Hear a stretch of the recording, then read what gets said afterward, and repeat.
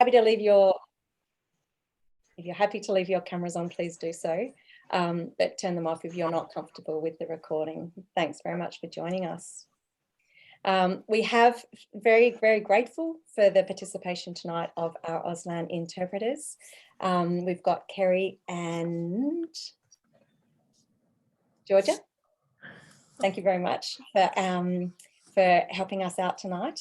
Also, make sure that if it's not appearing on your screen, to pin the interpreter and the speaker so you see them, and also turn on closed captions to make sure that you can participate in what's going on as well.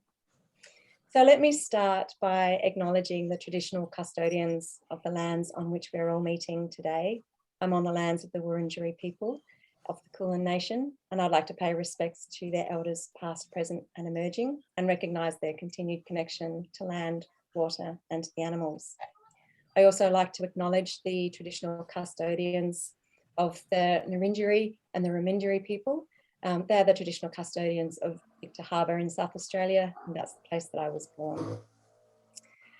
So, my name is Amanda Lamont, and I am one of the co-founders of the Australasian Women in Emergencies Network. And I am so grateful for the opportunity to be joined by all of you tonight, and some of the other co-founders, and also Committee of OR and members and non-members alike. I hope you've really been enjoying International Women's Day week, month. It's turning out to be longer and longer every year.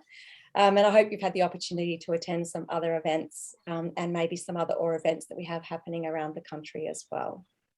There are still some things happening, so feel free to jump onto our website and sign up and head along.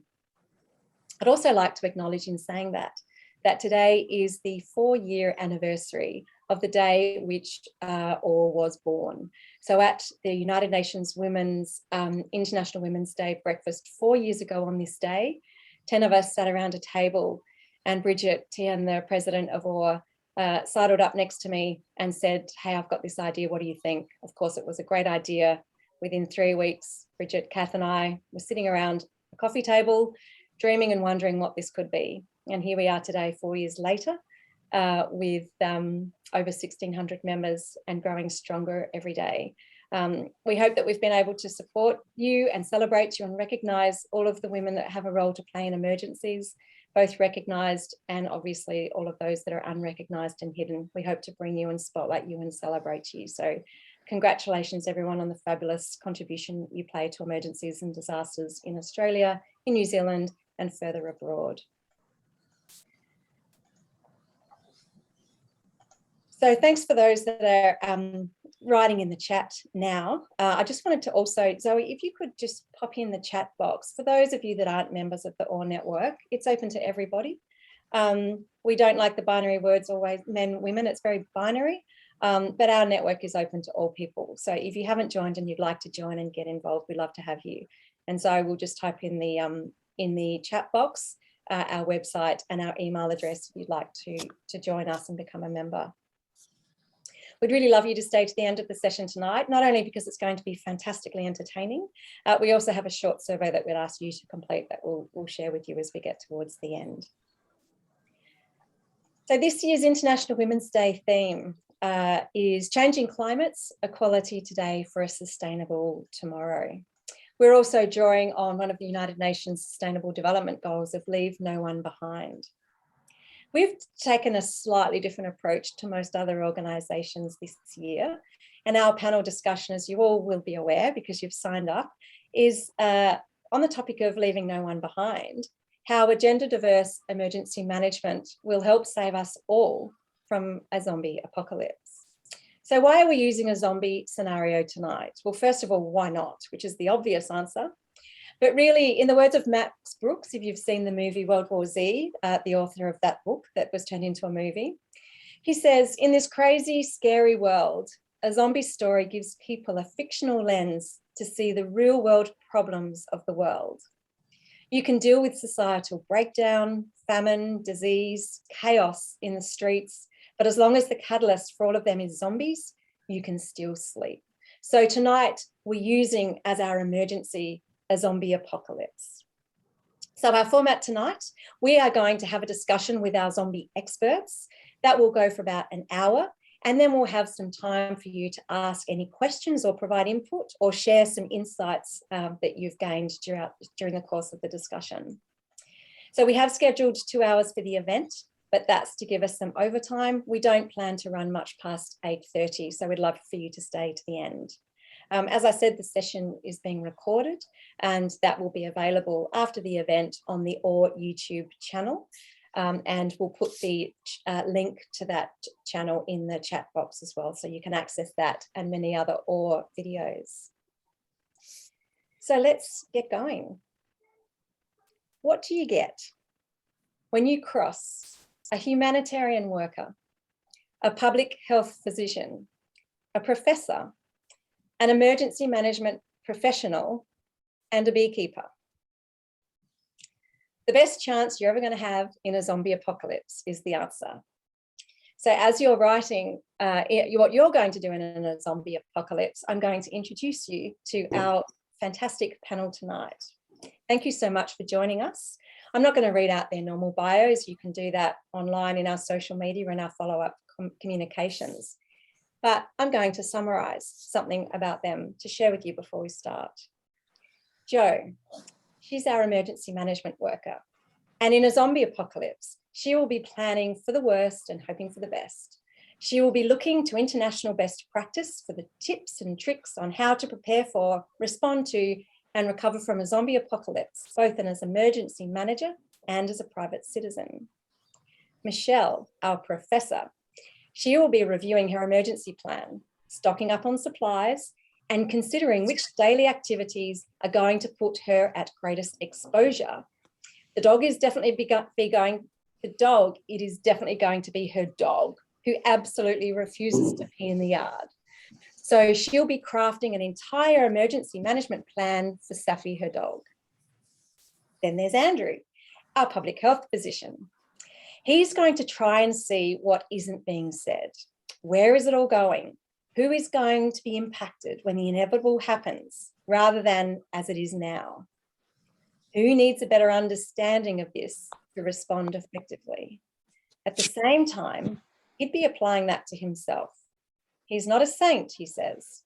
He's probably going to head off and buy a really good set of bicycle leathers, despite them being unflattering to his fuller figure. And we see your face, Andrew, it looks good. It's from the face up. Finally, we have Beth, our humanitarian. She will be learning zombie-ish, watching documentaries on zombies, and brushing up on her negotiation skills, in addition to stockpiling chocolate and gin. Beth will be making sure she has all the phone numbers of various emergency managers, they're all in her phone, and that she knows where her solar charger is. And as for me, if you can see that, I will be drinking champagne. Oh, did you hear that? It tinged. Let's get on with it. The scenario. It's the 8th of March, 2023.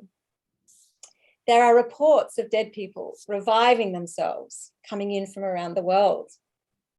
They are revived, but they're odd. They still look dead, but they have no discernible heartbeat. And there are unconfirmed reports that they are a bit bitey.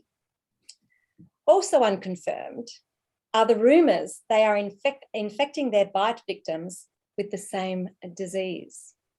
Sometimes it takes days for their victims' symptoms, death and itiness, to show. Despite officials from Europe and from the World Health Organization trying to discourage it, media outlets around the world are using the word zombies.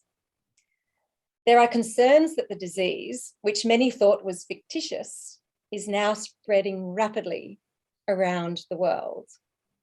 Before I jump into our first question, I just want to thank very much our manager and producer of tonight's entertainment, Zoe Darcy. She's working hard in the background and she's written this fabulous script for us. So I meant to say thank you, Zoe, at the start for all of your work, production, management, coordination, and bringing us all together.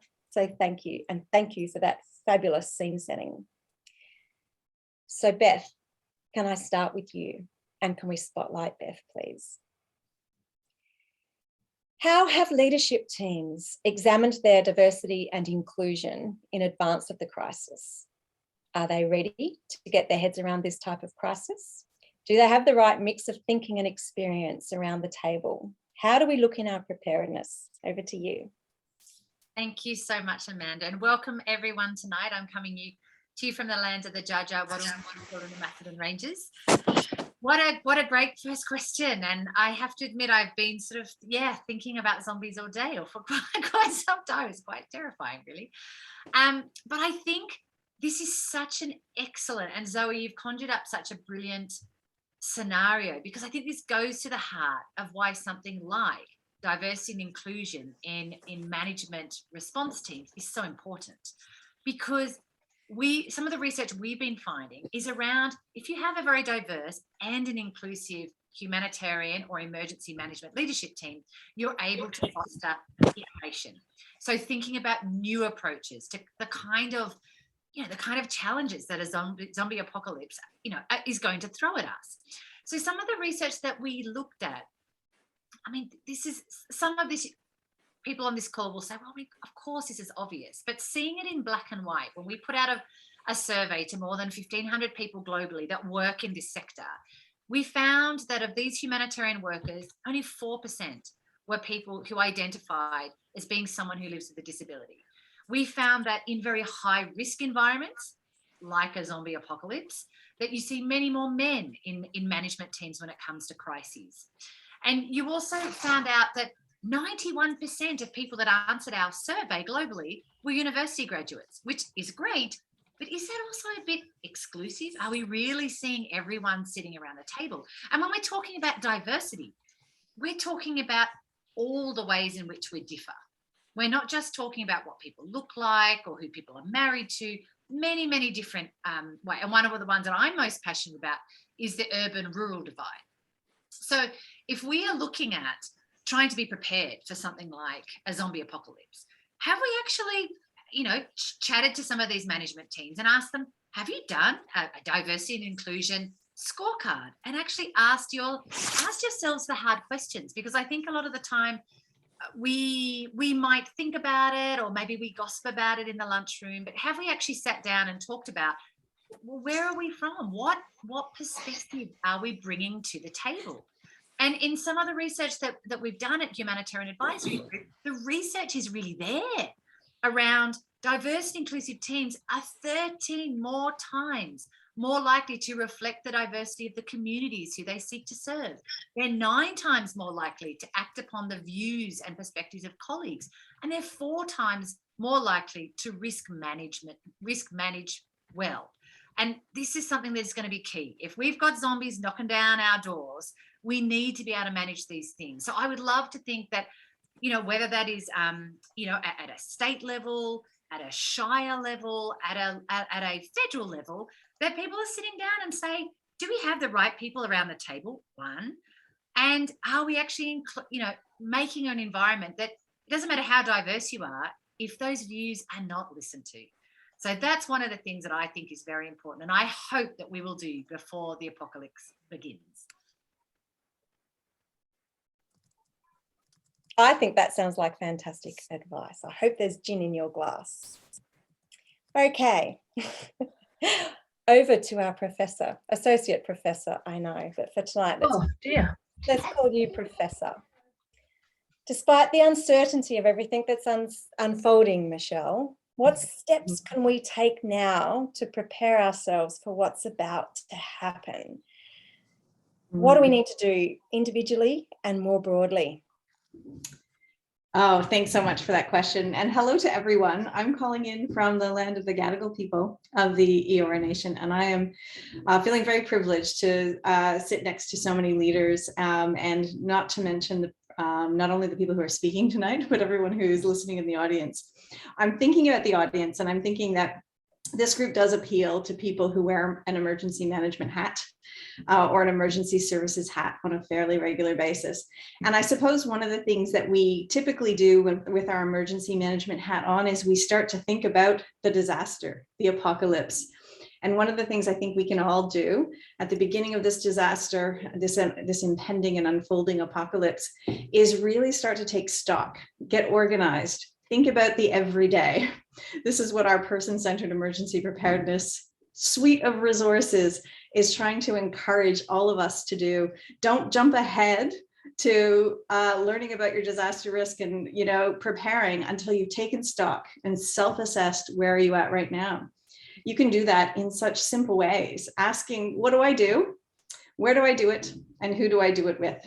And thinking about the complement of all your activities. Who do I give support to? Where do I get that support? And what am I going to need on an everyday basis? How do I manage that how will I manage that in an emergency situation? If we can actually take stock and take time to think about our everyday in the first instance, we are going to have a much better plan when we really are exposed to this zombie apocalypse and really have to enact those plans. It also means that we're going to be a lot more agile and be able to make adjustments that I kind of anticipate we're going to need to make. You know, I'm kind of thinking already this zombie apocalypse is going to be a shelter in place plan, but who knows? Maybe someone I live with will put me at greater risk and I need to be agile in that instance. So I think those are the things we need to start to really think about. We need to think about our living situation. We need to think about our transportation or lack thereof. We need to think about how are we going for our supplies and how are we going to navigate that? I think the other number one thing that I think we can all do right now is talk with each other about it and make sure that information is getting out there. When I think about this zombie apocalypse that's upon us and the impending doom that might befall all of us, one of the things we need to be careful of is not risking who we're going to leave behind in that process. And people will find out about the zombie apocalypse in different ways.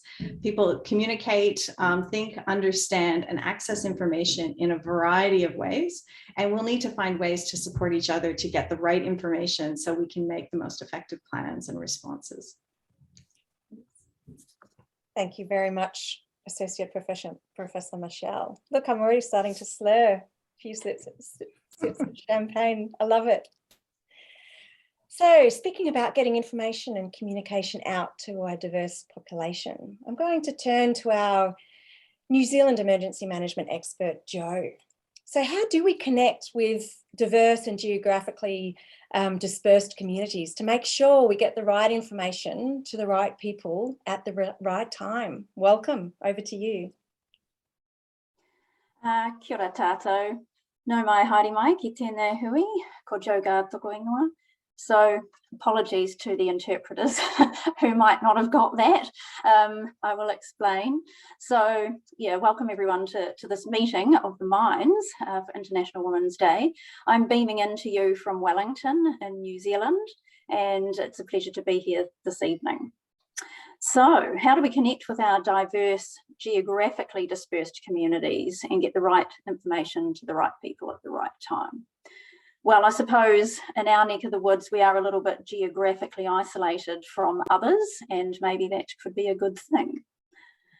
But here in New Zealand, we'll be tapping into our Civil Defence Emergency Management networks, our iwi Māori networks, through the Ministry for Pacific Peoples, Ministry for Business, Employment, and reaching out to business groups, so through local government, the health sector, emergency services, our rainbow networks, and education institutions, faith-based groups, all of these kind of things that people sort of touch on in their day-to-day lives are places where we need to connect to get those network of networks.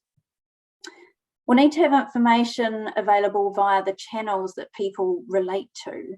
So if you want a TikTok or Facebook, you might be a Twitter or a tweeter, and Instagram. Those kind of social media channels are the ones where we're going to hit home, possibly to the younger generation, but we need to be able to do it to something that they can relate to get the information that they need.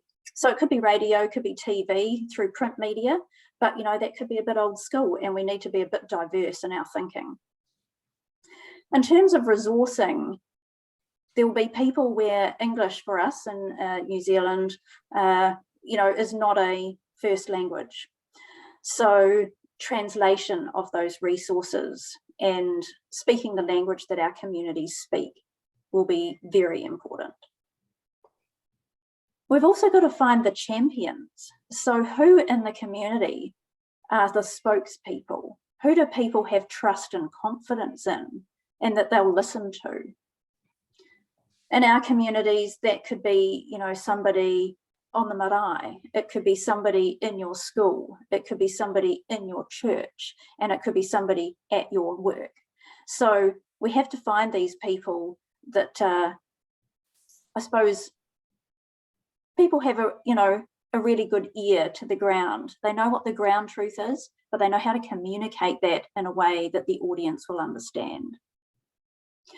We'll also be looking to our international colleagues. So right across the globe, probably as we've seen in this pandemic, we're going to be looking for the people who are getting it first. And for us here in New Zealand, we've almost got a little bit of a buffer from that geographical sort of distance that we have. And I think, you know, again, probably a blessing or a curse, but, you know, we probably can't keep it out. But in terms of talking to our Aussie colleagues about what are you experiencing? What are we looking at further afield? And probably on a social level, we'll be looking, you know, to those people that we hang out with. We'll be chatting and seeing, you know, well, what do you think? Well, where did you get that information from? And, you know, we'll be comparing notes. And that's okay too, because wherever we get our information, it's kind of got to be calibrated, and we need to feel that we've got the right information at the right time in a channel that we understand. Sounds like you've thought about that really well. Good. Maybe we'll be looking across the ditch to see what you're doing too. So that's interesting about talking about further afield. So coming now to our public health physician, Andrew. Have leadership actually looked at where this will be in a couple of weeks or a couple of months' time? You know, what are the groups that we need to start activating? What are we trying to be doing to build resilience now that we're just starting to hear about these things? And how can we get ahead of the game? Well, thank you. And I hope I can answer all those questions, having raised the questions I hope I have answers for. Thank you for the opportunity to speak. And I'm calling in from the lands of the Ngunnawal people here in Canberra, as maybe some other people are today. Look, I think it's really important to look ahead in emergency scenarios, and it's a large part of what public health planning does, because we're not epaulette-wearing first responders. But the reason to do it isn't just so you can actually respond better. It's so you don't leave people behind, because one of the things that definitely has happened in a lot of emergencies is if you get to the point where you haven't thought about something, or you haven't anticipated something, and it's very obvious to a particular group of people if you'd asked them, but you haven't, then you lose trust. And once you lose the trust of a group of people, then the evidence in emergency management is very, very hard to get back. And so in both in terms of it being a moral and ethical imperative not to leave people behind, it's also an operational imperative. Once you've got people who feel disengaged or dissociated from the official response or the general response to an emergency, they go their own way and you may not get them back again. So in terms of looking forward, you know, this is kind of like in infectious diseases, we actually talk about the zombie apocalypse as, you know, the worst scenario. So this is something which we have to be honest with ourselves. Are we going to contain it? Is it going to be in Australia? Is it already in Australia? And I think we have to trust people with messages that are specific to them to not lie to them. Every zombie movie starts with somebody like me on the television saying, you'll all be fine. And everybody in the audience goes, oh, they're totally going to die. so we've got to stop doing that because it doesn't work. So I think we need to look at getting what's appropriate for messages. In terms of activating groups, I think you could look at the strengths and weaknesses of any group. And if I wanted to put a gender lens on that, I'd be looking in terms of women particularly. I'd be looking at vulnerabilities to insecure housing, vulnerabilities in terms of being disproportionately involved in the care of children, who obviously are very hard to protect in a zombie apocalypse, perhaps working in environments and workplaces where they're more exposed to sick people and caring for people. And strengths, I think, as Joe said, there's a lot of strengths to be found in trusted networks. A lot of what we're seeing is, if we say it officially, it has to be replicated in a group that people understand. So there's all those school networks and social networks that people trust, and we have to find those people. There's also a lot to be said for the resilience of a community being based substantially on women in many cases, those community groups and so on, and volunteers and volunteering, which is very different from the sort of the muscular go out with machete kind of response, which you likely get from the government. In the defense of government, I'd say it's not usually a deliberate policy not to include people. People do get baffled by complexity. Governments are big, unwieldy beasts, and it tends towards conformity. But what you absolutely cannot do is get to a situation where we have given everybody a bunker in place plan that requires a nuclear family with a semi-detached house in the suburbs. Because I don't live in one of those, and I don't, I'm not a single mum with 5 children, all that sort of stuff, who's living in social housing and may get turfed out and that sort of thing. So that's got to be considered. The way I would do that, I think, is I would be trying to get the key messages to people that they need. And that may be very simple things that we haven't thought of, like how do you identify when somebody's been bitten by a zombie as opposed to just a regular wound? Like if everybody who's got a scrape is considered to have been bitten by a zombie, things are going to fall apart pretty fast, right? How do I know whether somebody's infected? And then I think you also have to go out and broadly ask people to bring you ideas. And I think that was reflected in the bringing people to the table. The obvious people like mortuary workers will be involved, but women are very disproportionately involved in end-of-life care, for example. And those people are going to keep dying. Just because it's inconvenient and a bad idea at this point in time doesn't mean they're not going to stop. And so those people may turn into zombies. There may be people with dreadful skin diseases who get confused with zombies, and there's stigma and they're getting beaten up in the street. We won't think about that unless we talk to those people. And when you talk to those people, you will find they've thought about it and it's very obvious to them. And that's where you want to avoid the oh no moment, which, just to wrap up, we found in COVID. Now, COVID, it was amazing to me that politicians were going on saying we didn't know aged care workers worked in 3 different places. Like nobody who knew about a female-dominated precarious workforce didn't know that. Certainly nobody in hospitals didn't know that, but politicians didn't know that because they come from a different sort of class and ethic and professional background. When I was doing the Ebola response, which we actually had to have in Canberra because people coming back from overseas having Ebola, one of the people I didn't consider until they sort of almost knocked down my office door were the sewage workers who were terrified of Ebola coming down the pipe from the hospital. And we're actually going to turn off the sewage to the hospital. So to avoid that, we had to go through a whole, we'll sterilize it. We'll, throw bleach down the toilets. We'll light it on fire. We'll hit it with a hammer. Don't worry, the Ebola will be dead by the time it gets to your sewage. Now, that wasn't a particularly rational response, a particularly rational risk, but it was a definite one in their mind. And we just didn't consider it. So it's a question of information gathering, identifying what people need to know and what they can tell you, and getting actions that they can take looking forward in the worst case. I am feeling somewhat reassured because I love what you're all talking about, the answers that you're giving. It sounds inclusive. You've thought broadly and widely. You've drawn on past experiences. Well done you. But I've got some bad news. Oh dear.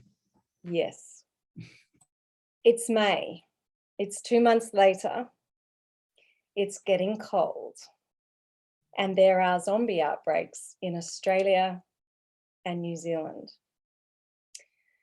Because of the disease's slow onset, infected people have been travelling around the world.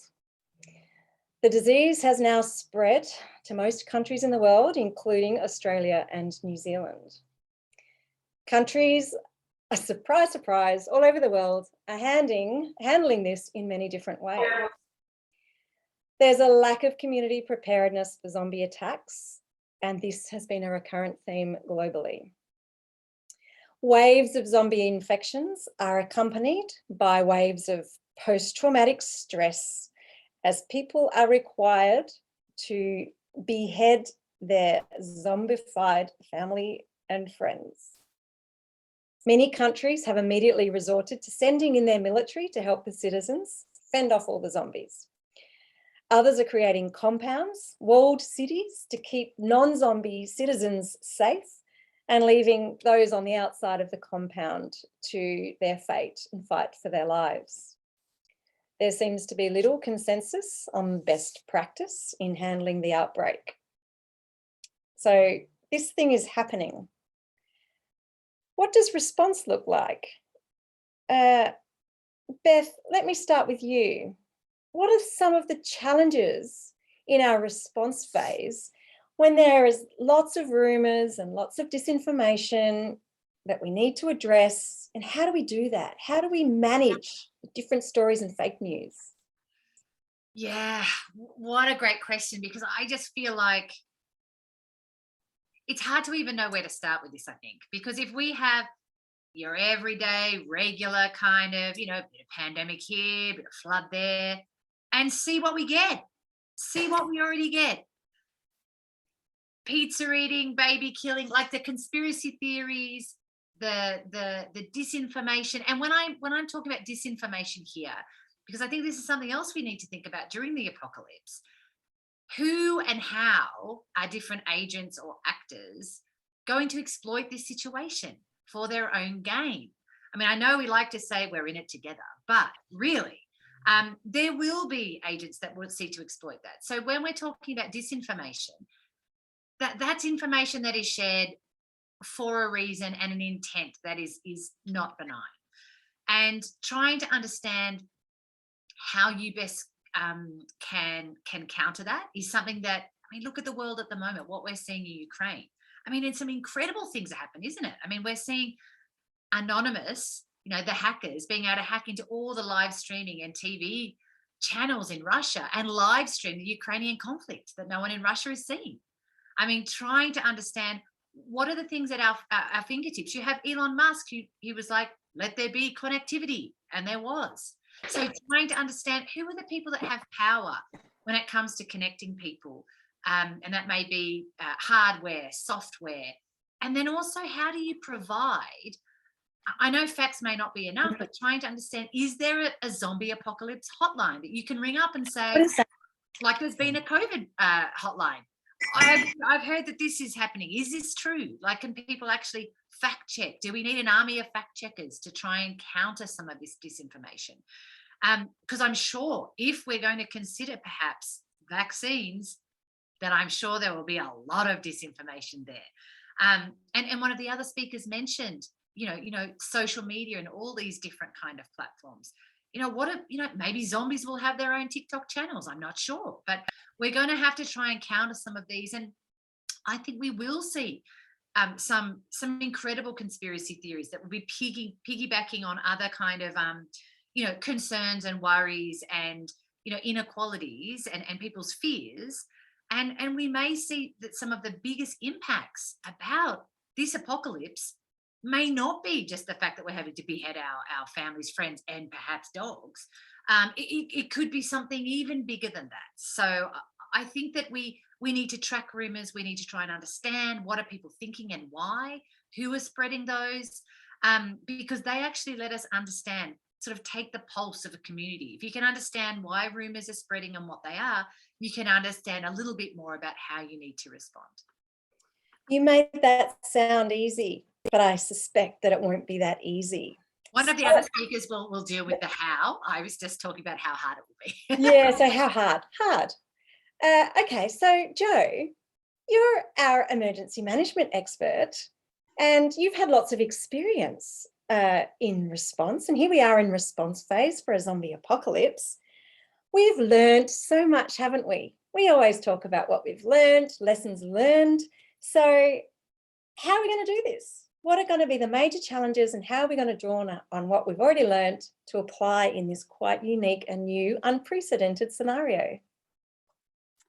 It's a really good question. Thank you, Amanda. You're welcome. I think we're probably finding ourselves with a wicked and agile problem, and these are quite hard to plan for. You're working with the information that you have at the time to make the decisions. You're often stuck between a rock and a hard place. Damned if you do, damned if you don't. And I think what we've found is oftentimes we identify a number of lessons. Whether we learn them, maybe not so much. Certainly, and what I'm trying to develop at the moment is, continuous improvement, the just culture, making sure that, when we do identify a lesson, that we can validate that. You know, well, in my experience, and let's be honest, I've probably seen most hazard types, just not in the zombie apocalypse. Clearly, we can draw some strands from some of these other things, smush them together, and we'll come with something pretty close. But I think what we found is that it doesn't really matter what the hazard is. The community will rally round. And in these tough times, people will find a way to help each other, to be kind. Maybe a little bit of the not being kind is also seen, so you get a bit of both. The information and the misinformation, we need to get a handle on that. And I think we've seen in quite a lot of the COVID response where people maybe don't really trust what the authorities are saying, or perhaps there's information that they're getting that might not be quite valid, but it is their belief. And that's the kind of thing that we're dealing with. So whether it's rational, not rational, it can just make it a little bit more complicated when we're in, you know, the height of an emergency. Getting ahead of the curve is really important, but it's really tricky. And quite often, I don't think we quite get there. We might be it's on not the wrong curve. Well, we could be. We could be barking up the wrong tree. But, you know, there's often a lag in preparation. So in New Zealand, we often do a survey. We find that people understand their hazard type, but translating, you know, that into action is really tricky. They might understand, but don't go, oh, it's going to happen to me, so therefore I should prepare. They'll often wait for somebody they know or what they see on TV or in social media to realise, oh yeah, it could happen to me, and maybe, oh no, I'm behind the curve now and I haven't prepared as much as I should have. So yeah, understanding what the risk is, actually translating some of that understanding into action will be pretty tricky.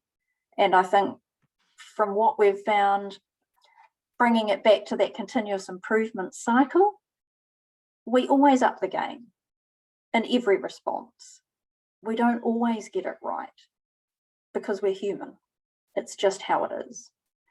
Shortly, we might be zombies, and then, you know, there's a whole nother ball game. But I think it's really important to realise that it doesn't matter what level you are, you know, in government, in your community, whatever, mistakes are bound to happen. It's about how we recover from those that will be probably the most sort of relevant in this situation. That's really interesting. And I'm just going to pose this question rhetorically for everyone to think about. Like nothing else, this sort of emergency, our emergency management structures framework, and most particularly people on the front line in the back offices doing policy strategy, they could go down any time. And I wonder how much that makes a difference to how people are investing all their time and energy in their job. In the meantime, they could be impacted themselves personally and their families by this zombie apocalypse anytime. I wonder what difference that makes, because usually we have a safe place at home to go back to when we finished our shift, when we're responding, but this is a different ballgame, and that might change it up a bit. But I'm going to go to you, Michelle, because we've heard that there might be rumours and disinformation, and Jo and her crew are working really hard, drawing on all of their lessons. And I have confidence they're going to do the best that they can. But I'm thinking this might be a shelter in place. I know everyone's trying, but I'm a little scared and I'm not quite sure I know what's going on. This might be I'm going to stay home and I'm going to shelter in place. So does that worry you that people are just going to bunker down and shelter in place? And what are the big problems for people sheltering in place when that breaks up that care and support network that's so entrenched in our community? What do you think about that? Yeah, I guess when it starts to come to the response phase and we're getting this far in, we really need to take some action here. And my number one worry is the people we've already left behind, because they weren't at the table, they don't have a plan, and they're having a harder time responding to the good information that is out there and the direction that's being given. If you don't have a plan, if you haven't thought about it before, it's often too late in the response phase. So I worry most about the people that we've already left behind by not having them at the table. Some people will need significant support to be able to both prepare and now respond really effectively to ensure their safety and their well-being. And it's really hard to know. I think one of the challenges in our research is that there's no magic exact formula for the exact supports that each person with disability is going to need. This is a diverse group of people with unique circumstances and ways they get support from other people, or self-manage their own conditions, or navigate differently or in different ways. And I think we need to be really worried about and think about the gaps for people. For some people, there will be gaps for which they cannot overcome them themselves, and that support needs to come from somewhere else. So if we haven't also pre-planned for that support, and if those folks haven't been part of the conversation, as Andrew so eloquently talked about, we're not going to know what those supports are, and we're not going to have a plan for how to manage them. So that also makes me worried about those people who are providing care and support. So not only are there over 4.5 million Australians with disability, 1.4% of those have severe and profound disabilities. Think about the reliance on mostly informal, unpaid care and support of family, friends, and neighbors. And think about 2/3 of those people are women. And Andrew already profiled for us what that workforce and that disadvantage is already like. So not only do people with disability, but the people who care for them without a plan, without the effective extra supports that they might need organized and in place for them, they're going to face the exact same barriers as the people that they're supporting. So I think the number one thing we need to be thinking about in this stage is, who are we going to check on? Who's in your next door? Who's around the block? Who do you know in your neighborhood? Who can you really put your time and attention to, thinking who's going to be at greater risk and how can I reach out and check on them? The number one finding in our research from the voices and perspective of people with disability in all of the disasters we continue to experience, including the current flood situation, nobody checked on me. That's the number one issue and concern for people with disability and the people who support them. So we really need to find ways to, at the response phase, check on your neighbor. Thanks, Michelle. Andrew, how does that make you feel? Nobody checked on me. You're a public health physician, and people would be turning to the public health sector to make sure no one is left behind and nobody is left unchecked. What do you say to that? How are you going to make sure no one is left unchecked? Well, I think this is the problem with the hunker down, the bunker in kind of approach. The fact is we all rely on each other a lot more than we frequently think about, or perhaps even comfortable thinking about. We can't all just lock the doors and wait for the zombies to go away. And I think there are a number of problems with that. One is that people will make it about the most pressing problem they have, if you like. So if you look at COVID, again, it's an operational imperative as well as a moral one. We have a whole bunch of truck drivers whose main imperative is remaining employed, and they're willing to forget about infection control and vaccination and so forth, because that's their need for income is their main driving force. And what you can easily get is a situation where everybody is actually working against trying to control the zombie apocalypse because they have more pressing needs. They need to eat. They need their care looked after and so forth. And the ultimate example of that, I guess, can be that people actually are so in duress or in distress locked in their houses without food or so forth, that they actually you end up with sort of an unplanned sort of fleeing of the environment, which is we've seen in hurricanes, we've seen it in places some of the nuclear emergencies like Tokyo. So, and in those situations, all of that goes out the window. Nobody can deliver care. Nobody can deliver logistics. It actually becomes incredibly more dangerous. And so you get people actually acting against their best interests. Or you have people saying the problem isn't the zombies, the problem's the economy. And the problem isn't the zombies, the problem, and all that, which we've seen with most of our problems. So look, I think you've got to accept there's a level to which we're going to have to keep society running. And I think the difficulty is going to therefore be protecting the people who are going to be doing the checking. And I think one of the things we've really failed to do is protect protect our healthcare workforce, for example, in COVID, who are at greater risk, and the people who are actually going to be dealing with people in a care situation. It may well mean, you know, having deliveries of things like protective equipment, I don't know, zombie away spray or something, to people who are caring for disabled relatives or have caring responsibilities. It may well mean having a change of the way we deliver food services. I mean, Coles and Woolworths both stepped up early in the lockdowns to prioritise people who are vulnerable, and they wouldn't accept deliveries from other people. So those sorts of things can be driven by government and to an extent by large corporations, but it has to be at a level where people are willing to accept a degree of risk and where we are protecting the people so they're not being exploited. We don't want people going to work because people think they're heroes. We want them going to a safe workplace. We want them protected and valued. But you have to keep that going, otherwise the response will fall apart.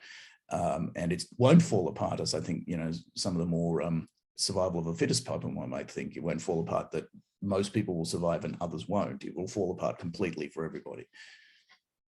Oh dear. But anyway, I have some good news for our zombie apocalypse panel. It is spring. Spring is in the air. The bad news is no one really has time to enjoy it or get outside, because there are zombies walking in the streets everywhere. It's now September, 6 months into our zombie apocalypse. The zombies that are walking the streets used to be your friends, family, and neighbours, your traditional support network. All sectors in society in Australia and New Zealand have been affected by the crisis. Those so-called frontline workers are being disproportionately affected. So, oh dear. Our fallback is looking stretched. More workers, the funeral industry, emergency response people, all required to maybe behead zombies. They're all being stretched. These people also out there doing their job are the ones most likely to become infected and maybe, if not infected, suffer mental distress and trauma. Also disproportionately affected are the very young and the elderly, because they are less able to wield very heavy and complicated machinery and tools that are needed to behead the zombies. They don't have the skills or the strength in place to do what others are doing to protect themselves. They can't operate chainsaws. There are supply chain issues on that point. People are overstocking on chainsaws and axes and things to knock out the zombies. So there aren't enough around for everyone. Chainsaws are now retailing for over $5,000 each, cash only, please. There's hope on the horizon. Scientists, yay the scientists, have developed vaccines that neutralize the zombies. Zombies stay zombified. I can't wait to see how you translate that. But they can no longer bite anyone. So a vaccine, they stay zombies, but no one gets infected. So we're still in the crisis. Spring is coming and there's hope on the horizon. So Jo, there are often stories in the media of people who are disproportionately affected in emergencies. There's hope on the horizon, but still we might be leaving people behind. Who are they? Well, unfortunately, it's probably people that we know. Our friends, maybe our families, sectors of the society that maybe don't feel they have a voice. Quite often, I think it's culturally and linguistically diverse communities. Perhaps if English is not their first language, how are they getting the information? Where are they getting assistance? Who are they getting assistance from? Do they even have visibility? I think the disability sector, quite often, many rely on outside assistance, and if there's not free movement to be able to have carers come into homes or for people to go and get care elsewhere, then if those visits stop happening, what is happening to those people? Our vulnerable, you've mentioned, you know, the little ones, the older ones, those with underlying health conditions that somehow zombiness kind of has a detrimental effect, you know, there'll be people that will be disproportionately affected in this apocalypse. And I mentioned earlier, you know, geographic isolation can be a blessing and a curse. So you might lock yourself away, but actually, what if you really need help? You know, there isn't maybe an alarm. People might not be ready to come to you, the ambulance service, or, you know, friends and family might not be able to pop you in the car and take you to hospital. So I think it's a lot of the community that could be left behind if we're not careful. And everyone has a right to basic care. So we really need to be looking quite hard at where are we finding these people? Are they invisible or are they visible? And making sure that, you know, everyone comes to the table ready to be able to at least lend a hand, but to sing out if they do need help. Thanks, Jo. Michelle. So not all of the care and support workers have succumbed.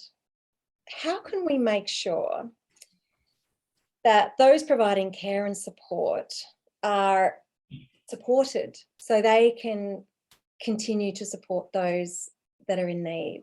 How can we look after those that look after others? Yeah, think of it, you know, it makes me, this whole conversation is making me think about Jose Saramago's book, Blindness. You know, it makes me conjure up both the best and the worst that comes out in people.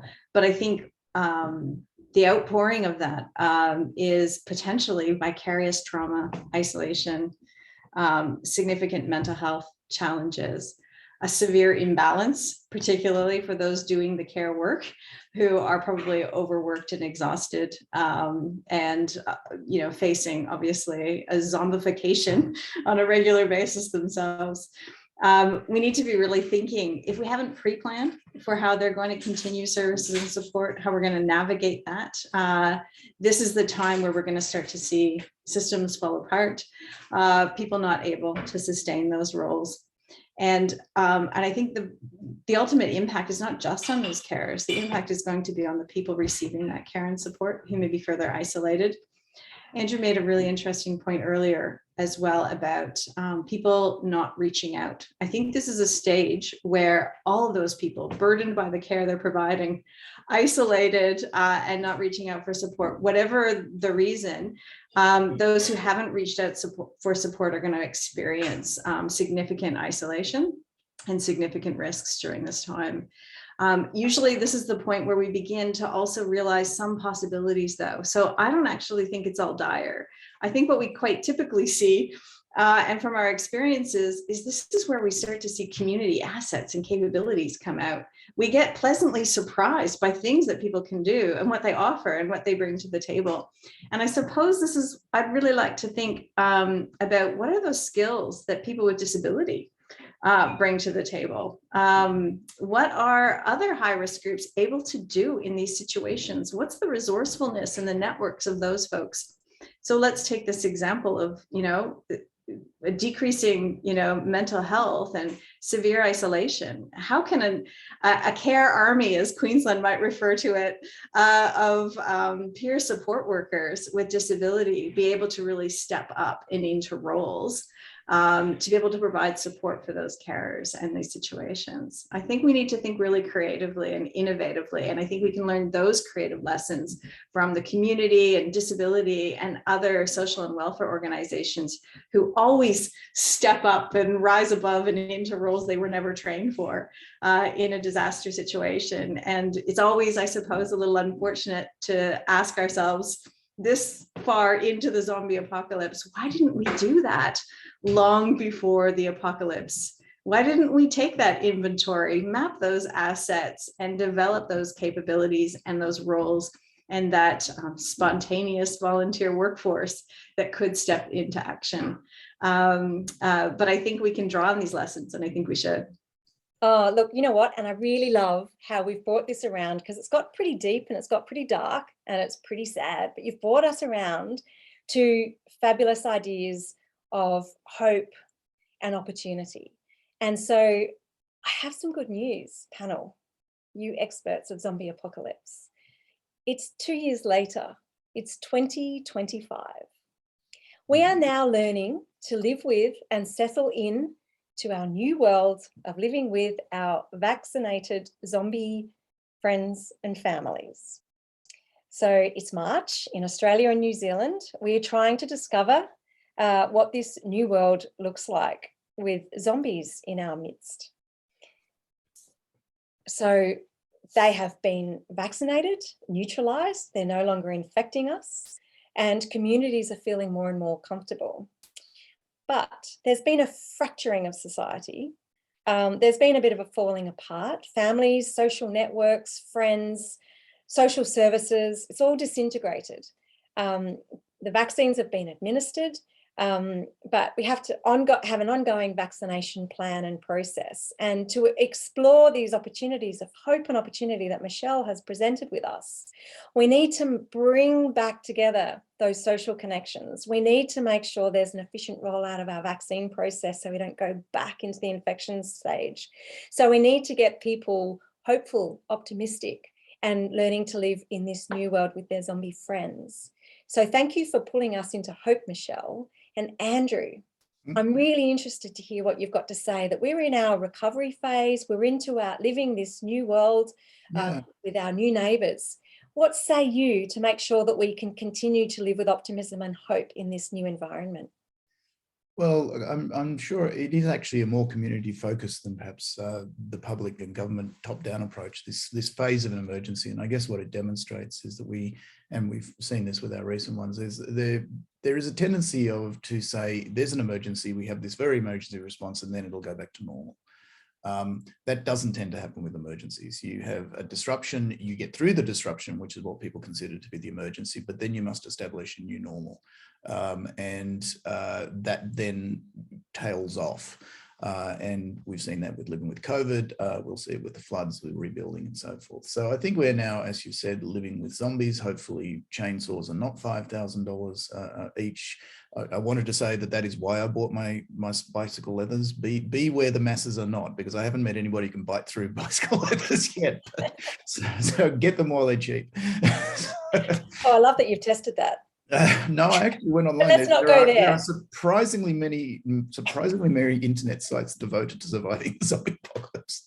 A lot of resources out there. Bicycle leathers are considered good armor. Look, I think it depends on what governments can do to reintegrate zombies and what are the problems people have with the zombies. Now, I don't know if these are dumb zombies or whether these are functional zombies. Can they be put to work? Are they friendly? And maybe people aren't unhappy to have zombies. If Granny was going to die and now she's an immortal zombie, then maybe have her around for a bit longer. That could be nice. So I think it's a question of I don't have a way to envisage it with zombies, but it is a way of renormalizing, I guess, living with zombies and working out how everybody can re-establish their roles. But I think you're probably going to face some zombie stigma. I don't know whether zombieism will become a thing. People may not be keen to become zombies, and then there'll be the people who want to living with zombieism. Maybe they become advocates in their own right. It becomes a very complicated sort of mismatch. So I think it depends a bit on how the zombies are, but I would defer to the much more expert other panel members who have done much more on community resilience than I have. So I can only say that it'll be a long process. Thank you. Beth, what makes you hopeful in this very new and very changed world? It doesn't look anything like the one we had before, but what gives you hope to know that we can actually re-establish what we had and actually thrive in this new space? I think, Amanda, we need to learn from past experience. I mean, for anyone who has watched True Blood, there have been ways in which we've integrated people that have been demonized in the past into our experiences. We need to learn what happened with vampirism and how, post True Blood, they were able to be accepted. But I think we can learn something really interesting from that, because if you take zombies, there is a narrative around zombies. Every film that we've ever watched, zombies are the bad guys. Nothing ever good comes from zombies. But I think we, on a more serious note, that is something that happens to other groups of people. So I think we can't obviously expect overnight everyone to say, no, zombies are great. I want to marry a zombie. It's all going to be easy and hunky-dory. And I think overlaying that and realizing there's probably going to be stratification within zombies. So people will say, oh, I don't know, if someone was from a group who didn't have a lot of power or voice before they were a zombie, they're probably going to have less once they've become zombified. So trying to understand, I think, how we change some of those attitudes. It's not going to happen overnight. How do we, like I was saying about those narratives, how do we actually shift that? How do we actually say we need zombies on our emergency management teams? We want to bring the perspectives that they have. And of course, they're going to have different needs. And I like really, this idea about what can they bring? What can we learn from zombies as well? So trying to see that somehow exactly like an opportunity, as well as something that we will need to be challenged by, but also ensure that we have a long-term, we're going to be supporting that agenda into the long term, because it will take some time. Awesome. Jo, what's the silver lining? What is it that you see that we've got now that we didn't have before the zombie apocalypse? What makes you excited and hopeful in this new space when you're realizing we're 2 years on what seemed like an absolute crisis, the end of humanity, but here we are in a new world? What's your silver lining from an emergency management perspective or a personal perspective? Well, on a personal note, it would be I could tick off every hazard type because, I haven't really dealt with zombies before, but, volcanoes, earthquakes, tsunami, flooding, the suite is complete. Aside from that, though, in all seriousness, the silver lining is that it's something else that we add to our toolbox. It's for future events. This will provide us with a really rich tapestry from which to draw on how did we go in our planning? How did we come through it when things were getting pretty nasty, perhaps? And I think, as our other panel members have pointed out, the recovery is such a long phase, and it will be with us for quite some time, decades probably. And so it's how do we create that new normal? What are we going to do with it? There's a lot of opportunity when you've had something pretty serious happen in your community. And what we've seen in so many disasters is people have amazing resilience. They get very creative with how they're going to get through something. And so at the very least, people learn something about themselves when they've been in, a really tricky situation. And I think, there's growth when you've been somewhere pretty bad. So I think for me, aside from ticking off just another type of hazard, it's about working out, what can I take from it? What does this opportunity present now? Because my future needs to be better. Yeah, I love that, Jo. Thank you. And that was beautifully said. And Michelle, you took us into hope, but I didn't ask you the question specifically. In this new world order, what are you hopeful about? And what do you see as actually having an evolved and more harmonious and positive community? Well, thank you. I love where we've come to so far. Beth's talking about zombie capabilities. What a dream thing to be able to work directly with, in partnership with zombies, to identify what those capabilities are and begin to build them into not only the emergency management recovery planning, but preparing for the next and different types of emergencies. Jo really talked about post-traumatic growth. What can we learn from this now full suite of disasters and really like arm ourselves with quite an impressive stockpile of learnings to take forward. I think I'd like to add to that. The hopeful thing that I would have is the power. We talked about this recovery could be 10 years. Recovery could be longer than 10 years.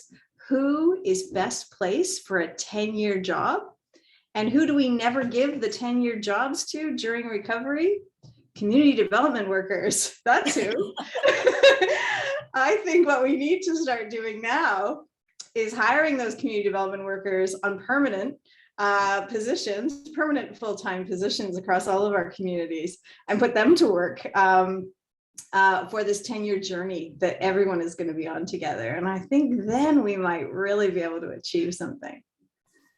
I like it. Thank you very much. Now we're coming to the end of the formal disaster scenario, but I know each of you and what you do. And I have a particular question that I'd like to ask you. And I've got two, and we're going to zip through them really quickly. And then I'm going to just see if anybody wants to chime in and provide some insights or share their experiences of the last zombie apocalypse that they've been involved in. But before we get to that, just really quickly, and you've got 1 or 2 minutes, Joe, is there a new way that we're going to handle emergencies from now on after those experiences? It's the hot seat. Go, off the top of your head. Is there a new way? Of course there is. Thank goodness. There has to be a new way of dealing with stuff that you've never dealt with before. So you've really got to embrace the uncomfortable and get comfortable with being uncomfortable. So for me, yeah, we've totally got to do things in a different way. It provides us with opportunity that we've never seen before, because it's something that is a blend of maybe what we've seen, but not really the same. So that's my answer. Good one. I like it. Well done. And to time. Get ready, Beth. Okay, so we've been really preoccupied for a couple of years dealing with zombies. Are we able to help our overseas partners? And are we able to continue to provide international humanitarian aid to our neighbours during the apocalypse? Or did we shut our borders, deal with everything here, and then maybe later when we feel comfortable reach out? What does that look like? Well, we may have done the latter, Amanda, but really I think it's always a false dichotomy, this idea of just looking at your own backyard and not looking globally, especially with something like a zombie apocalypse, I think. I mean, if we've learned nothing, after COVID, it's the fact that the world is totally interconnected. And that's not just from a person-to-person point of view and a family and friend and colleague and business, but supply chains and energy and everything else. So I'd like to think that after this, we could say, oh my gosh, we realized that zombies actually visited our world, even if we'd got to a good place. You have to be careful with this narrative. But recognizing that perhaps it's because we were, I don't know, something crazy like harm the environment. And that's maybe where that came from. Maybe after Antarctica kind of melted, that's where it all, came from. So I think this kind of idea around, being a global citizen, ensuring that's not just something that we do to, get a seat on the UN Security Council or for something else, like trying to have real meaning in how we can share knowledge, how we can understand that inequality, it has a whole range of impacts that go very deeply in our society, just beyond, jealousy and greed. Like there's something fundamental there that can tear our society apart. So I'd like to think that we would say, yeah, we should do the right thing, and also not framing that. Something really irritates me, actually. I don't believe actually in altruism. I believe that a lot of these things we're doing, it's just a responsibility. We don't see it as a nice to have or an either or we can't give over there. We try and see it in a more holistic way. Oh, well done. Look, I really hope for that, because you painted a really beautiful picture of global citizens. So thank you. Michelle, over to you. Do we need a new Psep? And you can describe what that is again. Is it good to go, or do we need to actually write a new one? Oh, funny that you asked that. We're working right now to really embed Psep into recovery thinking. And I think I'll pick up on my last point, just so I can really take this opportunity to hammer that point. You know, one of the biggest things we should probably be thinking about is who needs to develop what kinds of skills for long-term adaptability and agility within a community. If we've all survived this level of uncertainty, this amount of trauma, we've actually been coping pretty darn well. And we've already been adapting in probably untold ways already. So how are we going to, you know, adjust into this newfound scenario? I think we probably need the Psep for community developers. And could you just remind everybody what Psep stands for and for our interpreters? You mean people don't know that yet? Well, I do, of course. Person-centered emergency preparedness. We've got a few lying around. If anyone would like one. I think we do need to start thinking about what does Psep look like in the long term of recovery, and how do we organize that? Once you have a plan, once you've enacted that plan, once you've been able to reflect on the gaps and challenges, and once governments have also identified and clarified where they didn't go so well for the rights of people with disability in particular, but also other at-risk groups that we will learn about throughout this zombie apocalypse. That's the time to take stock and to build those tools better. And I think we should probably be putting those tools in the hands of community developers and crafting a new role, perhaps maybe some, you know, competency standards for community developers so that they can really be embedded into recovery work. Wow, huge opportunity. I thought it was perfect. It can be even more perfecter in your very capable hands. So well done. Andrew, are you scared about your question? Yeah, I don't know whether I can answer any of those. All right, get ready. Here it is. Sorry? Here it is. Here it comes. It's 2025. Yeah. Are you still a public health physician after the apocalypse, or have you run for the hills? So my question is, does this sort of stuff really embed in you the fire in your belly about why you do what you do, or is it too much to bear and you've decided you need to do something else now? What's the impact of all of that on public health workers? Well, look, I think everybody in society will have been terribly traumatized by this.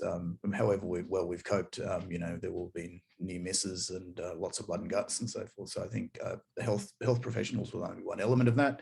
We probably will have worked long hours and some of us want a rest. But no, I don't think it'll change anybody's orientation. What I actually do think it does is focus society on the interdependencies and how important everybody is. I don't think it's, you know, the COVID has shown that when the forklift drivers became a critical part of the New South Wales economy, and all the federal government would say was give them licenses, completely ignoring the fact that there's a whole element of driving forklifts that involves not running people over and lifting the pallets properly and not tipping them over. Like, it's a skill, right? And I don't think it's an accident that the biggest, and I'm going to sort of wave my pinky lefty standards here, but I don't think it's an accident that the big improvements in social equity and in progressive politics have occurred after generational traumas like World War II and the Great Depression. And I think after this would change politics. This would have to show us that the people who are doing jobs that aren't well paid, that are marginalised, for people that aren't well paid, marginalised, are vital. And I would think that public health would be part of that. It's not the best funded part of the health system, I guarantee you, but a rebirth of those emergent management skills and of those community engagement skills and dealing with this sort of thing would have to happen. But a large part of that is housing, income support, primary healthcare. Like, if you look at COVID, the things that really determined whether countries can do things before the vaccine, which is a technological achievement, was, could you send people home without them starving on healthcare, on an income? Did they have somewhere to go that was secure? Because if you didn't do that, you couldn't do containment. And without that, you can't do public health. So that sort of political movement would be something I'd be looking forward to. And certainly public health physicians and sort of, you know, professional lefties in the medical profession would be at the forefront of driving that, I think. Wow. Or at least cheering for it. So this has been really horrible. But what I've heard is there are some fantastic opportunities that have come out of this. And perhaps we can actually be better in a humanitarian context than where we were before, with zombies that look not much like us in our midst. So I'm excited by that. So I'm going to come to our last question, and none of you have noticed about what the question is. And I'm going to go through each of you individually in alphabetical order to give you some heads up. And I apologise for the binary nature of my question, but it is International Women's Day. And so, Beth, you're quaking in your boots because you're first. Why did women help us get through that? What was the role that women played that enabled us to get through and out the other side into this better world that we've just had described to us?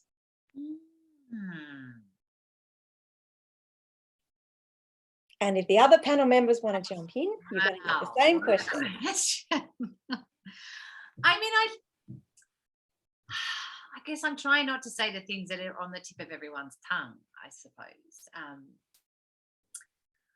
Well, I would like to think that perhaps there was more appetite for a new type of leader. So not just in emergency management, perhaps more broadly. I think we've seen I would say, and I'll put it out there, success of leaders like our friends over the ditch in Jacinda Ardern, who talks about the fact that you can lead and be strong, but with compassion.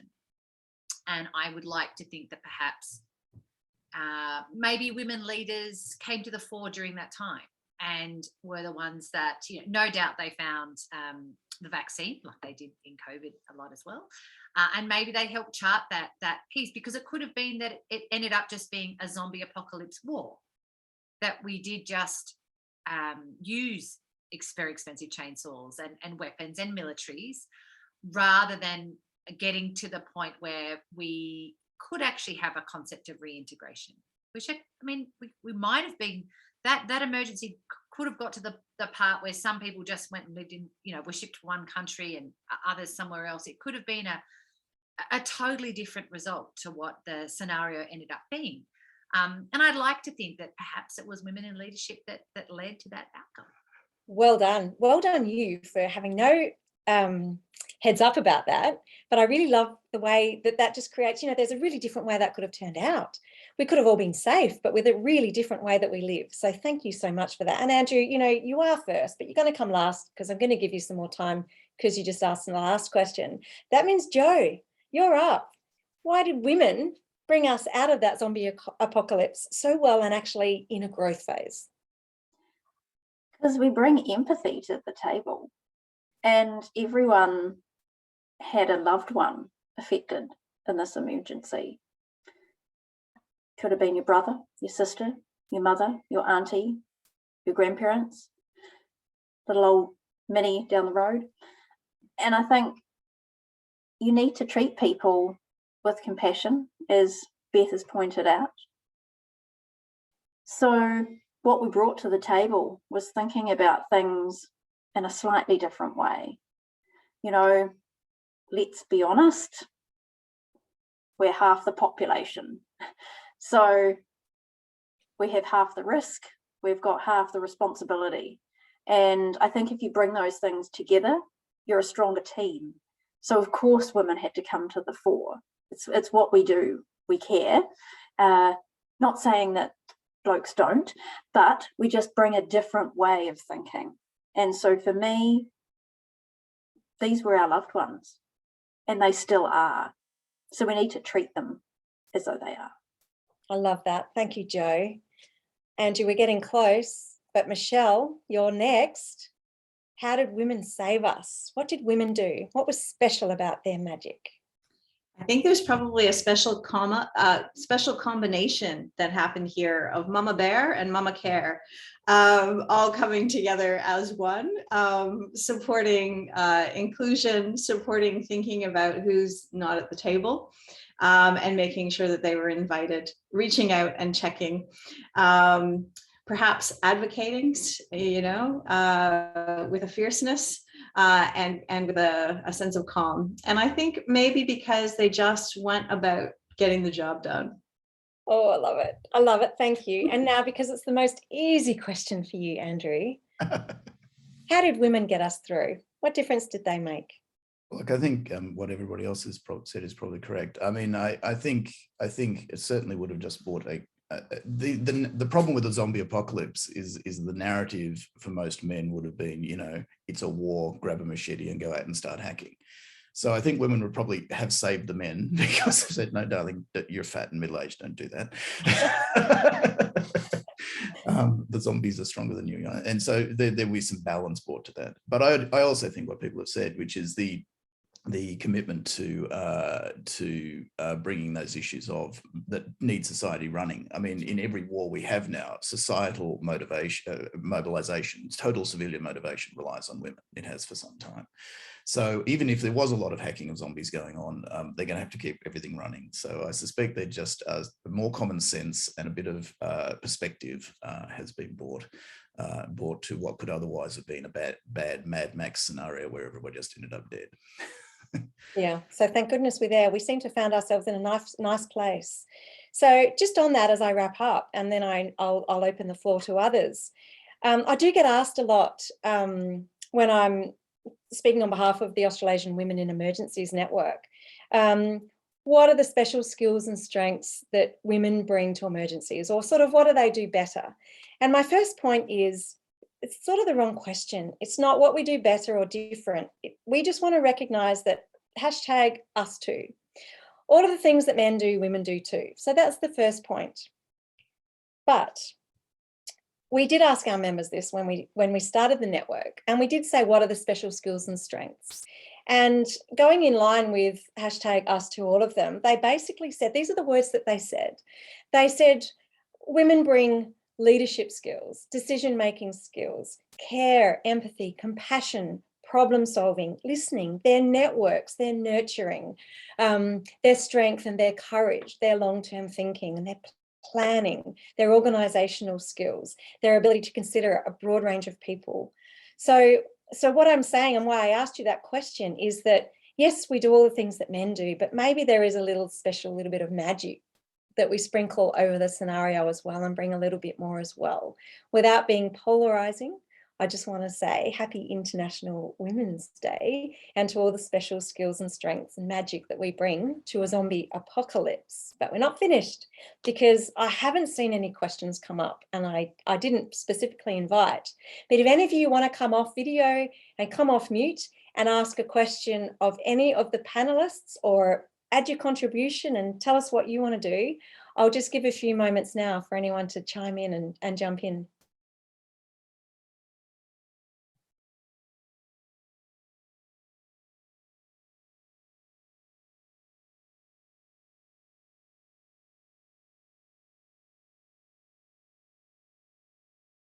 I can see everybody bowing their heads. I can't see anyone, to be honest. Can I only see our panel?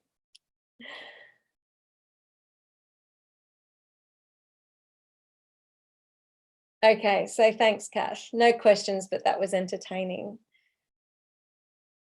I'm one of those people that finds silence incredibly uncomfortable. 10 seconds to me feels like 3 hours of nothing happening. So we've got a comment here from Gavin. Thank you. No question, just a continued observation of how COVID parallels the scenario. So we really appreciate your comments as well. And Asaya, once again, thank you so much for your beautiful commentary and your beautiful support that you provide to us as a women's network. And we love having you here. So thank you so much for joining us.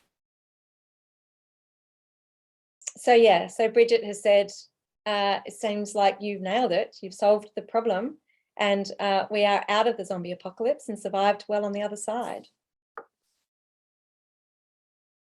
So Danielle, eating dinner, but would like to ask, how would you take what we've discussed today and apply it to our current disaster situations with long-term impacts of COVID, the New South Wales, Queensland storms and floods, and everything else going on? So in light of what's going on right now, is there anything that we've discussed or any light bulb moments that you've had as you've been sharing your insights that you think that we can write an opinion piece to The Guardian, for example? Open to any of the panelists.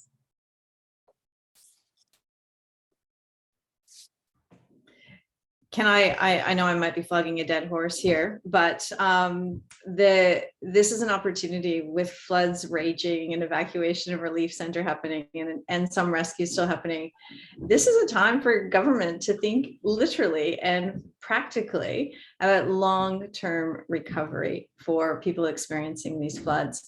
So can we rethink this 2-year disaster period of funding for recovery supports and services?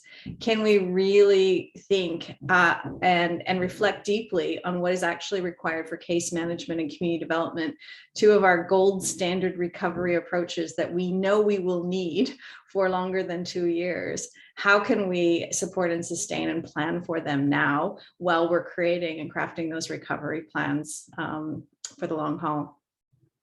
Yeah, thanks. Any of our other panelists?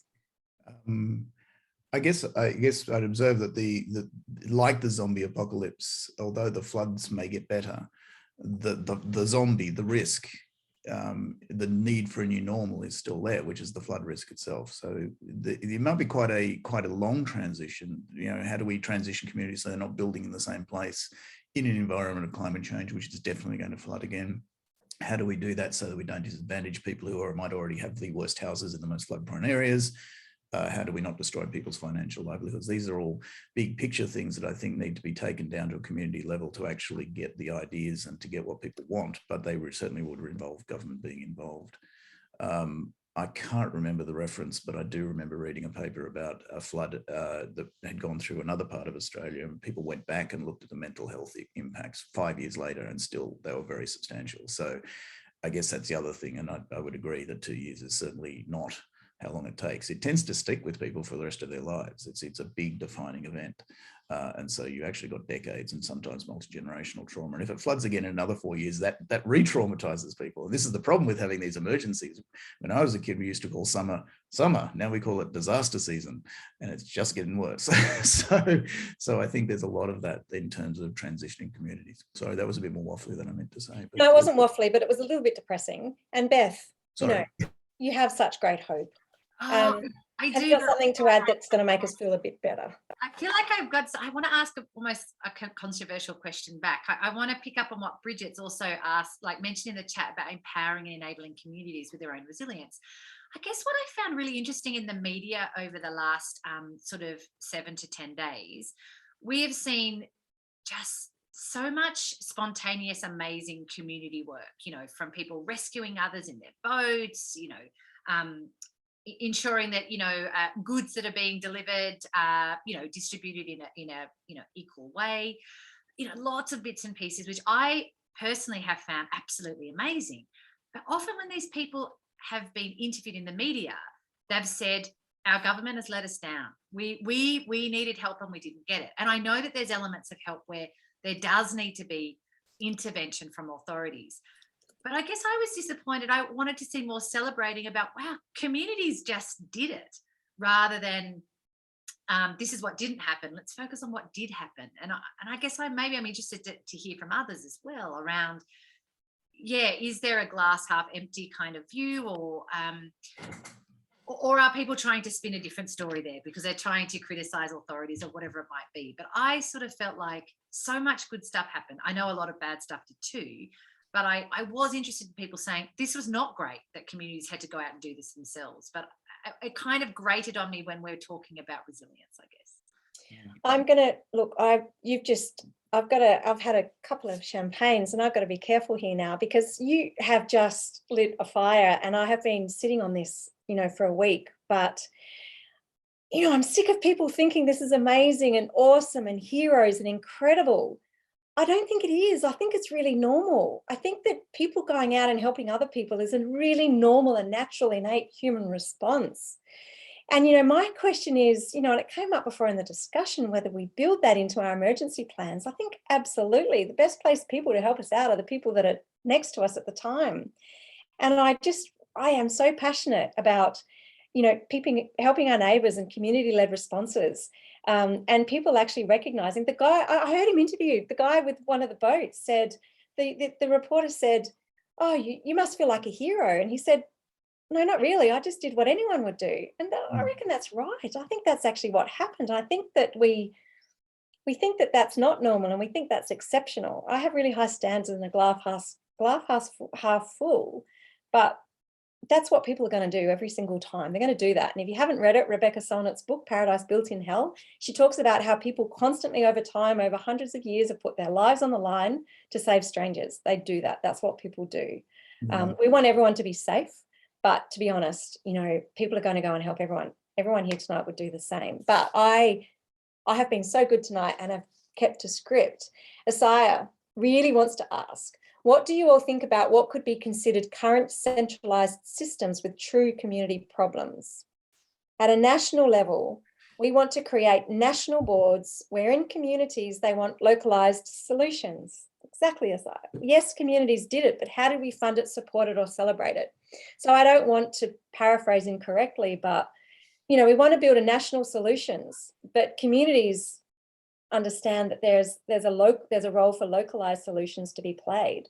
But they need the money and they need resourcing. Have any of you got any thoughts about how we resource local solutions in this sort of environment? Because usually people put their hands in their own pockets and do it themselves. If you want to jump in, Isaiah, and speak better to that point, feel free. You're good. You're doing really good. I was just going to add, like, for when I think of, you know, when you know, at the start, when you acknowledge, you know, the places that you stand for Māori, you know, the places in which they stand often is the place in which their mana relates to the land in which they stand on, you know, so their solutions want to be more localized, you know, and a number of times I've been in places where they're asking for more contact, more, I don't know. That's why I'm always asked. I'm interested in the answers. Thank you. Can I add to that? It's probably more questions than answers, but how can we actually be measuring and sharing what has worked really well at the local level of community and amplifying it up, rather than creating systems where we have each local community starting over from scratch when they get to experience their next disaster. And I think that unfortunately gets missed in the process, I think, of detailing some of those lessons learned. The other thing that you're making me think about with this discussion, I think Beth kind of got us off on that foot with the last comment that she made, is how do you balance then this whole risk? So as a Canadian coming to Australia nearly 9 years ago now, I was taken, I suppose, by how many rules there were and how many rules there were for following the rules. And I think that quite often can get in the way and paralyze people from just stepping up and stepping in. And I suppose I was reflecting on one lovely media story where I saw a potential balance, a potential way that government has found a way to strike a good balance here. And that was, it must have been ABC came on, and we cut to Lismore, and we see Parate being, complained at by your everyday citizen. We cut to cutaway shots in the background, and everyone actually participating in the cleanup had some kind of approved uniform of some kind, and were in an official role. Literally the next shot that the media went to was Queensland and the Care Army, and everyone in their everyday jeans and shorts with a broom and a mop and gloves lined up and ready to go. And maybe Queensland has something right about how they've structured care armies at the local community level and provided literally administrative support so that they're operational when they need to be operational. I think that's really interesting. And, and I'll let you, Andrew, I'll get to you. I just, in Australia, I think Queensland is really the only state or territory that has really put that empowered at the local level. And I know that in New Zealand, it's different because you go from national to local. There's no state government in the middle. But I look at Queensland and I think I like so much the way that it really has empowered and resourced at a local level the emergency management framework. And I can't help but believe that seriously, the more local it gets, the more contextually relevant and effective it is. But Andrew, you were going to say something. Look, I think this is all very true, but it comes down to a political culture that we've got. And what I've often observed with government is that it's not enough to actually save people. They've got to know they've been saved, and they've got to be grateful to be saved. And this drives a rhetoric of having to be the person who saves, that rides in and saves the community, even if the community, that's not what they want, that top-down approach. So we have to somehow get governments out of the process of seeing themselves as legitimate only when they're doing that kind of thing, and being happy, and perhaps us being happy with them being slightly more invisible. You're right, people always ride out and save each other. And where it all falls apart is often a bit down the track when they have been hung out to dry. So the guy who rushes next door to save his neighbor's house has his house burned down, and then it's, well, yeah. Our volunteer fire services are a good example. So that's sort of, and a good government would say, well, we recognize what you did for your community, therefore we're going to help you here, as opposed to trying to do that part of the helping for them and not helping them there. And so I think that plays very much into the kind of the sort of paternalism that is a very strong current in our current political culture, which we would need to turn around. Jo, how good are New Zealand doing? Yeah, interesting point. I think it's really important to acknowledge that one size doesn't fit all. And so, yes, we can have some great ideas at the, government level, and they're not all going to work in the same way for every community, because every community knows its community best. So in sort of answer, I suppose, have we got it gripped up in New Zealand? No, probably not. But I don't know if anywhere has, but there are some examples of it, and that's pretty exciting. So we need to kind of harness those things and replicate the models as they sort of see fit, but with that ability to tweak as you need to. Quite often, I think people are looking for national direction or national support, national funding. But in terms of the actual model and the ownership of that, a lot of those communities want to hang on to it, and they want to be the master of their own destiny. But they probably just need a little bit of support and guidance about how they might do that. I agree. I love that idea. And, it's interesting, and I'll try and be not too specific to give away what I'm talking about, but there's a really interesting conversation on social media at the moment about a great opportunity for recovery workers to be upskilled and trained and talk to each other, and to be exposed to some great resources.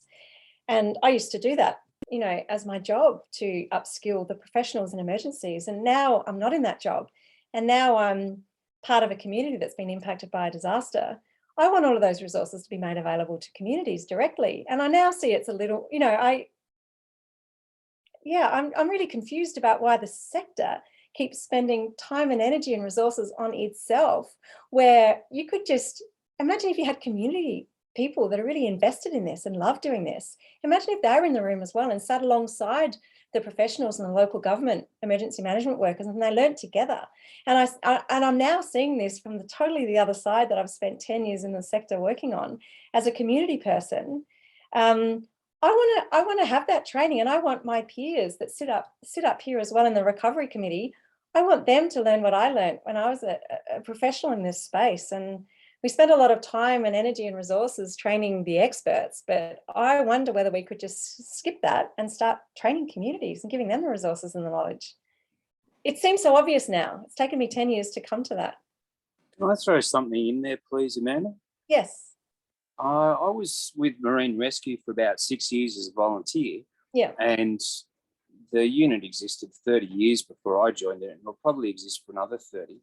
But as you approach government and you say, well, I need this, that, and the other, and this and that, and every other unit needs it as well, you go from like a budget of $1 million to a budget of 50 million. And then that requires a certain amount of structure.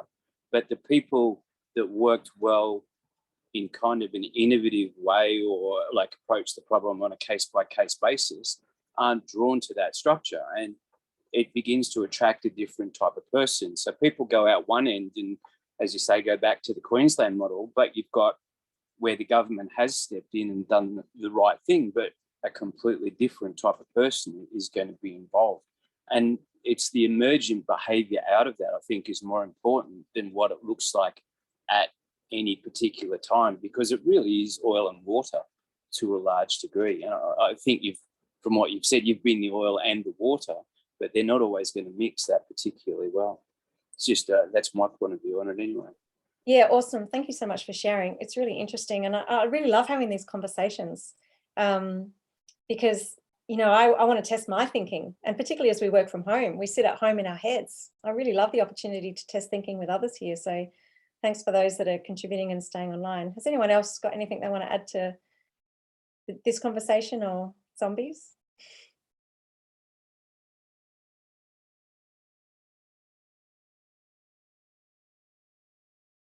We're looking pretty good. We're getting close to late in New Zealand and early in Perth, if anyone's here from Perth. But look, I will come to an end. We've put a couple of links in the chat box.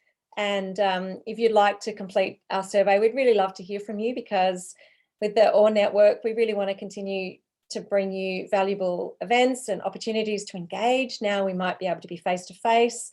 Lo and behold, I might be able to put on my snowboard and come to New Zealand this year and see some really cool snow. I hope I'm able to. I'd love to come and see you. I really look forward to connecting with a lot of you face-to-face at some time soon.